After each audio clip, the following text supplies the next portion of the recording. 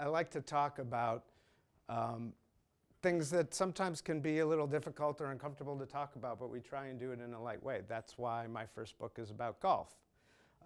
The biggest parallel between life and golf is very simple.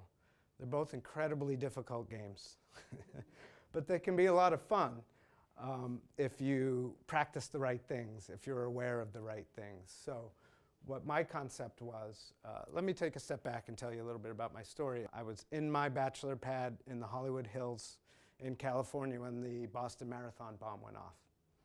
And being from Watertown originally, that shook me. It really, to my core, made me realize how far this has gone in humanity, in our society, that we can't keep treating each other like this, and that some people need to start stepping up into leadership roles and talking about things that maybe are a little bit difficult to talk about. So that's how Zilosophy was born. It was from a place of, what can I do to make a difference in a world that's going crazier and crazier as we move on?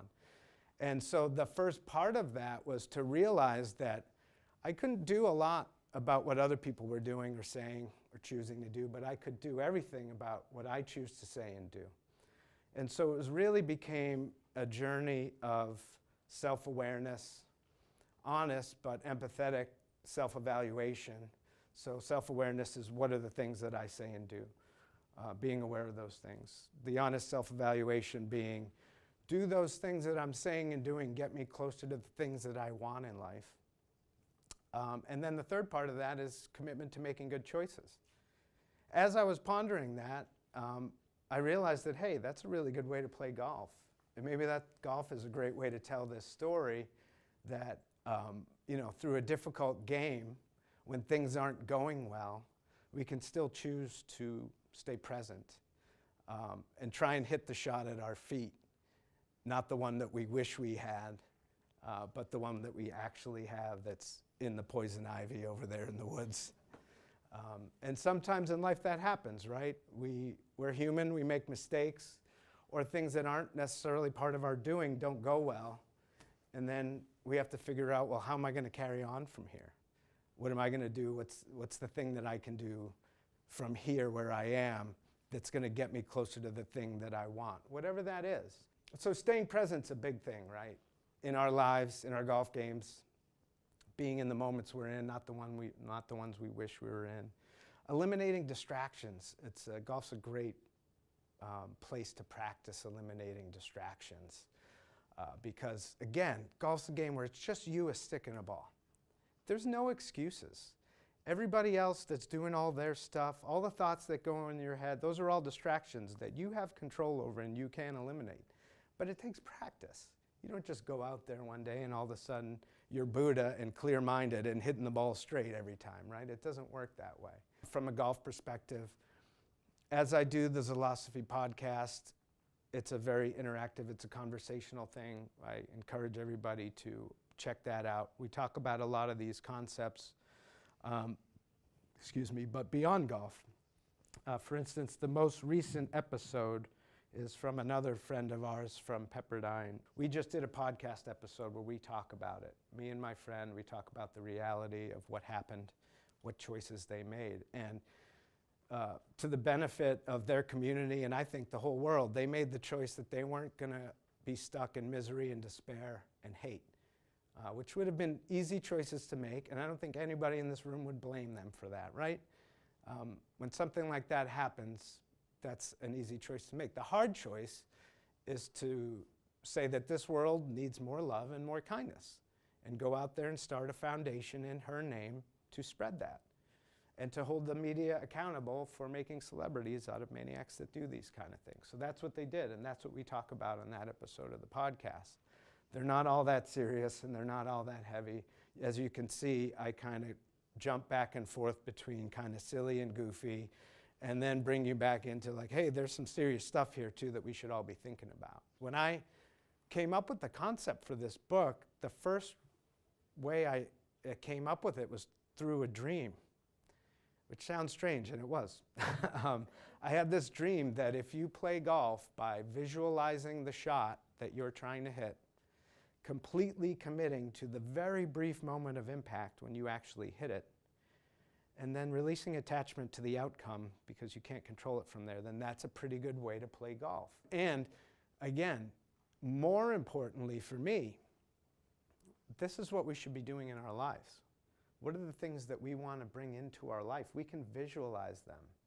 It doesn't guarantee that we're going to get them, but it does make it more likely. And the more we practice that, the better we get at it. It's not that you don't care. We all do, and we all should. We should all have fun and try and play our best and try and hit our best shots. The distinction is that once you hit it, you can't control it. What we do on the golf course and what we do in life is that we think that things are still in our control when they're not, so we're torturing ourselves unnecessarily. And that's what I'm talking about. You may get a bad bounce. You may get an unlucky gust of wind, even though you hit it perfectly, and it might not go where you want. As Jason Gore once said to me, and this is really good advice for any golfer, the game of golf is pretty simple when you look at it like this. Hit the ball, find it, and hit it again. That's it. That's the game. When Tiger Woods was tearing up the golf world in the early 2000s, what made him so much better than anyone else? Does anybody know? They said it was his mental capabilities. Yeah. He was able to forget what he just did and focus on what he's doing right now. I think we can all see that in golf there's a benefit to hanging on to that really good feeling. It gives you that confidence boost so you can go to the next tee and be like, all right, I got this. I'm going to go hit a good shot now, right? We've all felt that.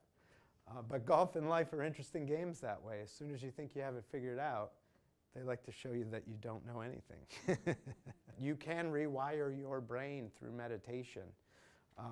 Actively and positively putting specific ideas or just in general healing your brain. There was actually a study done at Harvard University that showed that not only does meditation help anxiety and make you feel more relaxed and present and all those other things that we know about it, it can actually help you regrow gray matter in your brain.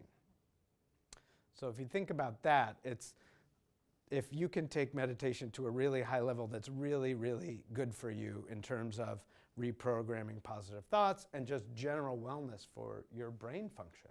The book is, by the way, written in a way that you score yourself to par on every category. So you actually get to self-evaluate. Honestly, I gave myself a double bogey on the self-criticism chapter because I can be really hard on myself. And quite frankly, most of the time, 99.9% of the time, that doesn't help me. When you're really losing your temper, on the golf course or off the golf course, you don't play better. So it's having that angry moment, allowing yourself to have it, and then letting it go and getting back to focus. Uncontrolled anger is not a good way to play golf. It's not a good way to live life. Things are gonna happen and they're gonna make us angry. We can't avoid that, but we can always choose how we react to it. When we get angry in life and we freak out, our anger can cause harm to other people, both physically and emotionally, and we need to be careful about that. It's a real thing. It's also a thing for the golf course too, and the golf course, again, is a great way to practice it because there's a lot of things that can make you angry out there if you're not playing well. You take that experience forward with you, understanding that you're not carrying it with you, that you're in the present, but you know that information of what happened. The second chapter in the book is called Practice Doesn't Make Perfect. And there's two concepts in that. One, I'll just touch on briefly because it doesn't speak to your question, which is that we're human beings, we're not perfect. We're not meant to be. The best golfers in the world miss shots all the time. It's gonna happen, we're gonna make mistakes, right? So we need to be okay with that. The second part of that is practice the things that will allow you to be your best. In whatever concept you're working on, whatever part of your golf game, whether it's patience, acceptance, being present, practice those things off the golf course so that you bring them to the golf course, or practice them on the golf course so that you bring them to work. And each chapter in the book actually has practice drills at the end of every chapter so that there's real ways for you to practice the concepts that I discuss. So what I would say is that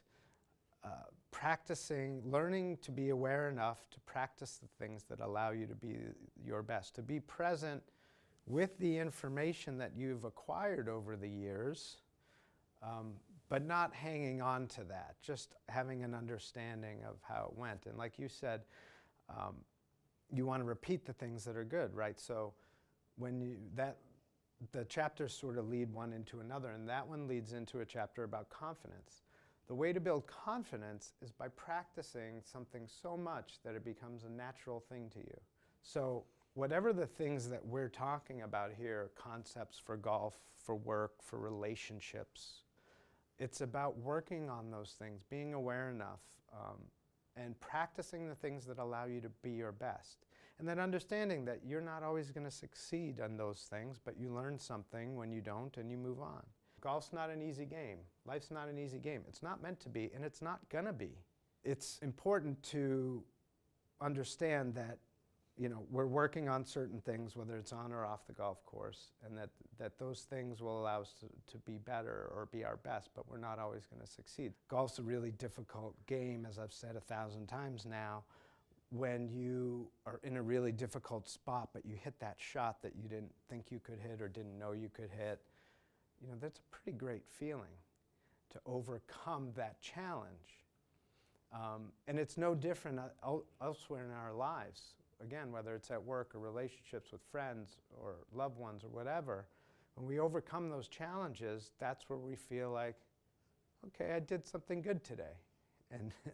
And every day is different, right? We've all played golf great one day, gone out the next day and played terribly, or vice versa. We've all had days in our lives that have been like, oh my God, I can't believe how great that day was. Get up the next day and it's a train wreck. And there's no real reason why, it's just what happens. So these are things that we all face. And, you know, again, so that there's ways to practice dealing with this stuff. And that's really what we're talking about here, and what the conversation of the book and the podcast and this whole movement is. How do we just do our best at things that are not very easy? The great thing about what I do is I'm not really saying anything that you've never heard before. My gift is putting things in perspective that maybe you hear it when maybe you didn't hear it before when somebody else said it. How do we just enjoy a game of golf even when we're not playing well? How do we enjoy a day in our lives when it's not going the way we'd like it to go? That's a serious conversation that can be had in a fun way through golf. It goes back to how this all started for me with that moment of the Boston Marathon bombing, is how do we learn to respect each other even when we don't like each other? We're not always going to like each other, but we can always choose to respect each other and treat each other with love. Again, that's not easy. Golf's a great place to practice it when you're forcing yourself to do the things that are within the etiquette constraints, and you're being kind and being nice even if you're not playing well. I think that's an incredibly important point, something that we should all think about, whether it's golf or something else. How are the ways that we can learn proper etiquette and respect and treating each other with kindness, repairing your divots? Somebody else is going to come and play there. Put it back. Repair your ball marks. You made a mark in the green. Somebody else is going to come and putt there. Fix it. These are just simple things, but as we've seen in the world lately, simple things like that are getting lost in all the chaos that's going around. So we need to simplify and come back to these things and think about things like that. How do I replace my divot out in the world? Did I do something that I could repair better for somebody else that's going to come along and use it? Did I throw my trash away? Whatever. You know, those kind of things are important. To remember that each day is going to be different. Some days, even despite our best efforts, it's just not going to work out the way that we wanted. The shot doesn't work out the way that we wanted. The phone call or the conversation doesn't work out the way that we wanted. But like you said, when we mess up, I'm going to quote you on this, maybe even on my podcast, when we mess up, that's how we get to learn. It's the mistakes that teach us. When we hit great shots, it's an amazing feeling. But we don't learn nearly as much as when we hit a bad shot. Because like you said, we can go back and go, all right, well, what did I do or not do that caused me to hit that bad shot? And that's where we get to learn and grow and bring our best to the game. I think most of us, if we're being honest and we're reading a book like this and scoring ourselves to par, anything near par is great. And the expectation of being a few strokes over, I think as I wrote it and scored myself the first time, I think I was 1 or 2 over. And that fluctuates, right? Because every chapter is different and things are different. I've gotten a lot better at the self-criticism part because I've worked really seriously on that. It's available on Amazon. More importantly, it's available tonight. I'll be signing books after this for $20 each. They're great. We just missed Mother's Day, but they're great Father's Day gifts. They're great gifts for people, for clients. They're great gifts for ourselves to work on the things that we're trying to work on. And again, the Zilosophy podcast is available anywhere you can listen to podcasts. So on Apple, Spotify, on my website, which is zilosophy.org. For all of us, we know that sometimes you're not thinking about a lot. There's not a lot of expectations. There's not a lot of pressure. Just go out and hit the ball. And it works out pretty well when you do that. Just go have fun and hit the ball, and then go find it and hit it again.